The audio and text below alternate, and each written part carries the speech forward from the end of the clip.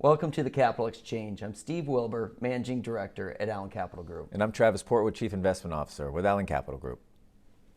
Travis, we're approaching the end of the year, and it's that time of the year where we need to review your year-end tax planning strategies. To reduce your tax bill, the first thing that I can think of is tax loss harvesting.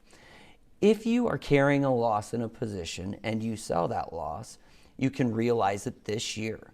Now, that loss will help you offset any gains you may have realized this year. And if for some reason you haven't realized any gains this year, you can carry that loss forward into future years to offset future gains. You have to be aware though, once you sell this position, you cannot buy it back for at least 31 days. Because if you do, the IRS calls this a wash sale. And this will disallow any losses that you thought you had actually captured this year. So be careful before you consider tax loss harvesting in your accounts, obviously. Yeah, great point, Steve. Another strategy I think about this time of year is qualified charitable distributions, or QCDs. So with a QCD, you can donate up to $100,000 per year directly from your IRA to a charity. This money then is not included in your taxable income like a normal IRA distribution would be. So this strategy potentially helps just lower your overall income tax bill.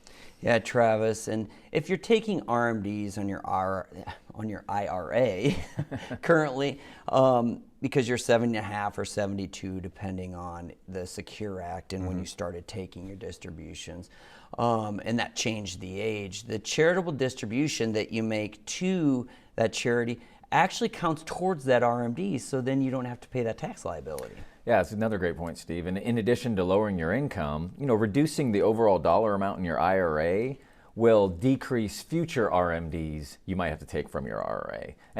And reducing your income helps also reduce the percentage of maybe your income that's subject to Social Security taxes, and it can help you stay below that Medicare surcharge income limit. Yeah, and since you mentioned RMDs, Travis, and I was talking about it a little bit ago, now is a good time to remind everyone that people were not required because of the pandemic in 2020 to take their RMDs, but now in 2021 here, people are required to take their RMDs again.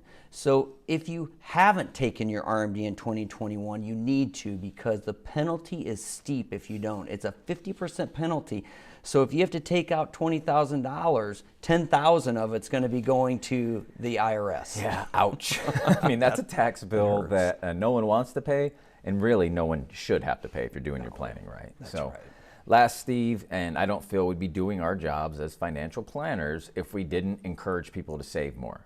So if you have the cash flow and you still have room in your employer plan, like your 401k or your 403b, consider maxing out or making additional contributions to the plan. For 2021, the maximum contribution is $19,500, unless they're your age, Steve. I knew it.